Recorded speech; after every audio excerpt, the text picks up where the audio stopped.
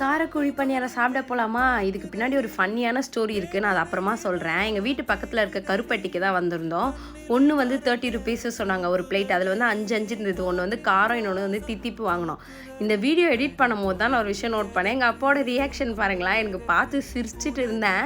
கார பணியாரம் சூப்பராக இருந்தது. எனக்கு தித்திப்பு அந்த அளவுக்கு பிடிக்காதுன்றதுனால எங்கள் அப்பாண்ட கொடுத்துட்டேன். அதில் நல்லா தேங்காய் எண்ணெய் வாசனையோடு அதுவும் அல்டிமேட்டாக அவங்க ஒரு சட்னி கொடுத்துருந்தாங்க பாருங்கள். அதில் டிப் பண்ணி சாப்பிடும் போது செம்மையாக இருந்தது. சரி, நம்ம இதுக்கு வருவோம். நான் அந்த ஃபன்னி ஸ்டோரின்னு சொன்னல, இன்றைக்கி நான் மதியானம் தூங்கும் போது என் கனவில் அந்த கார பணியாரம் வந்துடுச்சு. அது வந்ததுலேருந்து எனக்கு அதை எப்போ சாப்பிடுவோம் எனக்கு செம்ம கிரேஸ் ஆகிடுச்சு. எங்கள் அப்பா என்ன சொன்னேன்னா, சரி வாமா போகலான்னு பக்கத்தில் இருக்க கருப்பட்டி கூட்டிகிட்டு வந்தார். உங்கள் அப்பாவை இப்படி தானான்னு கமெண்ட் பண்ணுங்கள். இந்த குழி பணியாரம் சாப்பிட்டு எனக்கும் எங்கள் அப்பாவுக்கும் டின்னரே முடிச்ச மாதிரி இருந்தது. சாப்பிட்டு நாங்களும் கிளம்பிட்டோம். இந்த மாதிரி வீடியோஸ்லாம் பார்க்கணுன்னா நம்ம சேனலை சப்ஸ்கிரைப் பண்ணிக்கோங்க. மறக்காமல் லைக் பண்ணுங்கள். அடுத்த வீடியோவில் பார்க்கலாம். பாய்.